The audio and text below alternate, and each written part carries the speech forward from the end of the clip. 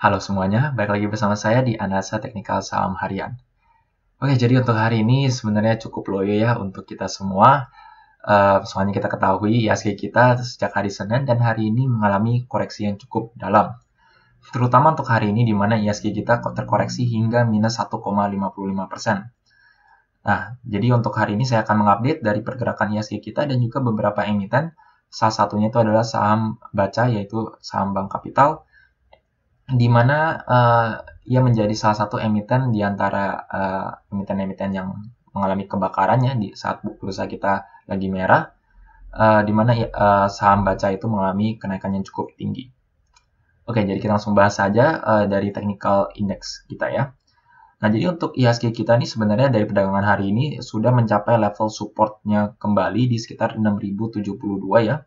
Kita lihat juga shadow-nya nih, shadow-nya bahkan sempat tembus dan pada sesi 2 akhirnya dia sempat rebound kembali di mana penutupannya ini benar-benar pas di sekitar level supportnya ya, di sekitar 6070-an. Nah, menurut saya IHSG ini benar-benar di titik penentuan di antara IHSG bisa bertahan atau melanjutkan penurunannya lebih dalam ya. Kalau misalkan pada perdagangan besok IHSG gagal bertahan di level support ini dan dia turun lebih dalam, ini membuka ruang untuk IHSG mengalami pelemahan hingga menyentuh level supportnya kembali di waktu awal Februari ini ya, yaitu di sekitar 5.700-an.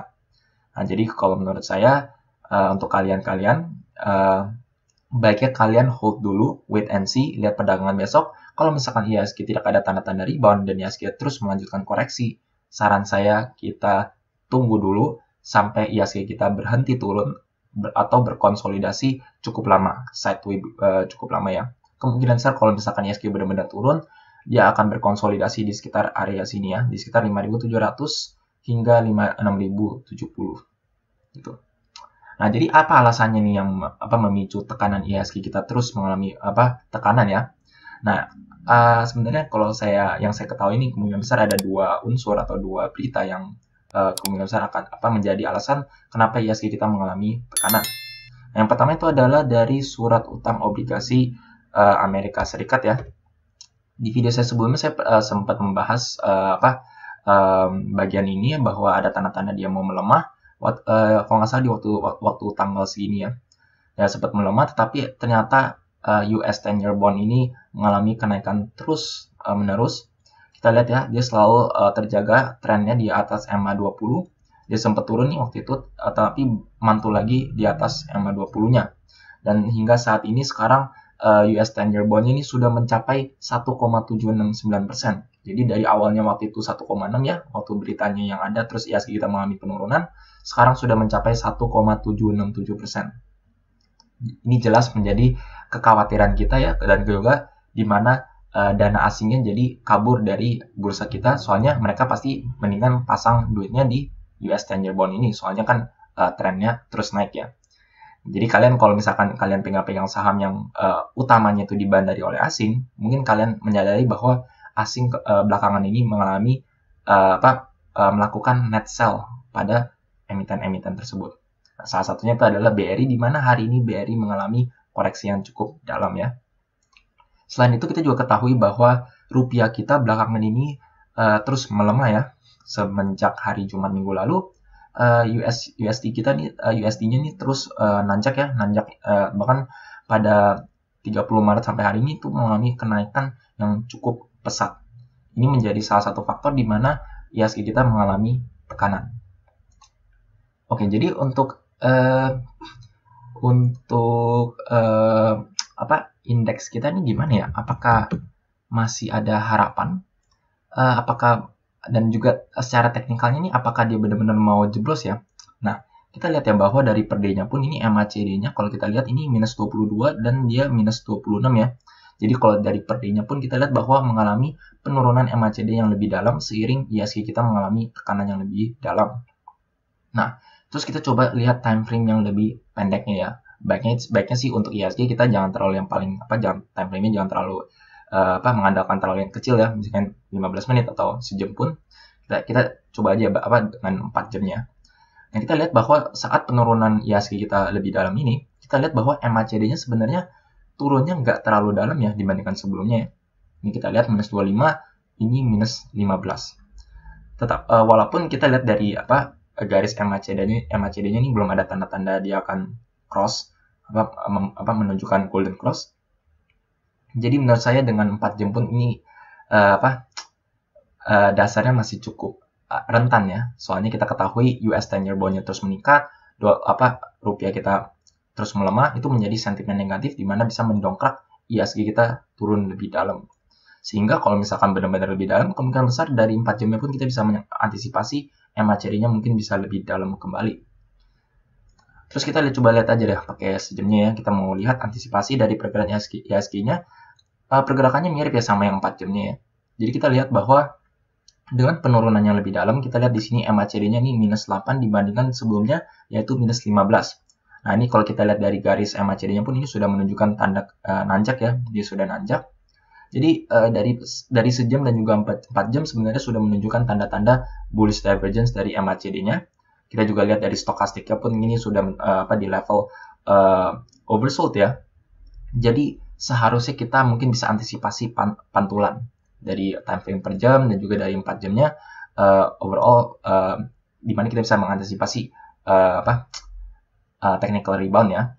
Nah, tetapi karena ini benar-benar pas banget di titik level support dan juga ini dengan time frame per day-nya, terus isu di mana 10-year bond-nya terus meningkat, rupiah kita terus melemah, saran saya tetap kalian wait and see. Walaupun dari technical per jam dan juga per 4 jamnya kesannya kayak ada bullish divergence, saya tetap sarankan kalian untuk wait and see. Lihat dulu pergerakan besok. Kalau misalkan IHSG gagal bertahan di level supportnya, mendingan kalian simpan cash dulu. Antisipasi kemungkinan besar IHSG kita akan mengalami pelemahan lebih lanjut, bahkan berkonsolidasi di zona 5.000-an. Oke, jadi untuk IHSG ini, selanjutnya kita akan bahas salah satu emiten yang mengalami koreksi yang cukup besar, yaitu salah satu saham blue chip ya, yaitu BRI. Nah, jadi untuk BRI ini, hari ini asing jual habisan ya, di BRI ya, minus sampai 300 miliar. Dan kita ketahui dengan pergerakan ini pun, BRI mengalami koreksi minus 4,66 ya. Nah, yang lebih kagetnya lagi itu adalah IHSG, maksud saya BRI ini sudah tembus level supportnya. Supportnya itu di sekitar 4.580. Saat ini BRI tutup di level 4.480 ya. Jadi sudah tembus banget dan bahkan bertahan di bawah level support. Jadi kalau saran saya untuk kalian yang trading BRI atau kalian yang invest ya kalian mungkin harus antisipasi BRI akan mengalami pelemahan atau berkonsolidasi terlebih dahulu di zona di antara 4.370 hingga 4.560. Nah, terus kalau kita lihat per day-nya pun ya soalnya kan ini BRI baru turunnya baru hari ini yang turun sangat drastis ya. Jadi kalau kalian lihat per day-nya pun ini MACD-nya sebenarnya baru turun turunnya nggak terlalu drastis sesuai minus 13 ke minus 15. Nah, tetapi kalau kalian lihat per time frame yang lebih kecilnya, ini kita lihat ya saat dia turun lebih dalam, ini kita lihat MACD-nya benar turun lebih jauh ya. Turunnya lebih jauh. Sebentar, kita langsung pakai money flow index saja. Nah, jadi kalau untuk money flow index pun juga sama ya, ini turunnya lebih dalam dari 33 sekarang ke 32.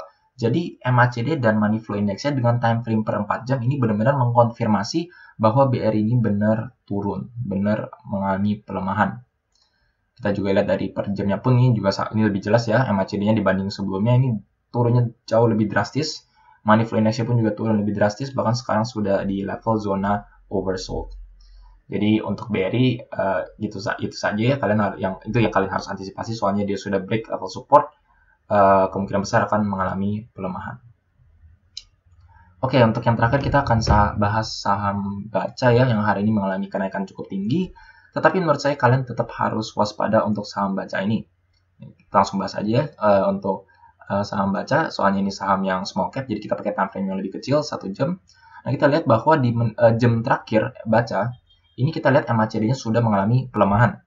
Nah, kita juga lihat ya, dari MACD-nya pun ini sudah menyentuh level overbought, dan dia sudah mengalami pelemahan. Nah, kalau kalian main-main di saham seperti ini ya, biasanya MFI kurang terlalu sensitif ya, jadi kalian bisa menggunakan indikator seperti stokastik.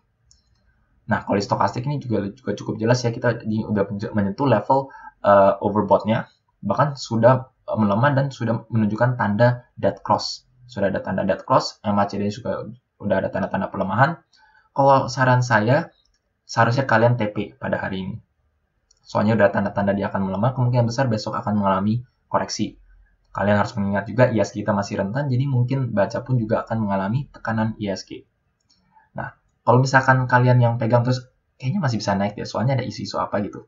Ya mungkin nggak apa-apa, mungkin kalian masih mau antisipasi dia naik, ya bisa aja naik sih ya. Kan suka-suka bandar ya. Nah, tapi yang menurut saya, yang selalu saya tekankan itu adalah, kalian tetap harus TP berkala. Kalau misalkan kalian lihat indikator teknikalnya seperti ini, sudah mencapai level overbought, terus MACD sudah melemah, ya kalian TP dulu aja, misalkan 70% dari lot yang kalian punya, dan sisa 30%-nya kalian untuk antisipasi kemungkinan sahamnya masih bisa naik lagi atau enggak gitu. Jadi kalau secara kesimpulan menurut saya sih saham seharusnya kalian TP pada hari ini ya, di menit-menit akhir atau di sesi 2. Soalnya kemungkinan besok mungkin baca akan mengalami koreksi. Oke, jadi untuk video kali ini sekian saja. Jika kalian merasa video seperti ini bermanfaat untuk kalian, jangan lupa untuk subscribe dan juga pencet tombol bell di sebelahnya, supaya kalian selalu terupdate dan ternotifikasi dengan video-video yang saya akan upload setiap harinya. Sekian dari saya, terima kasih.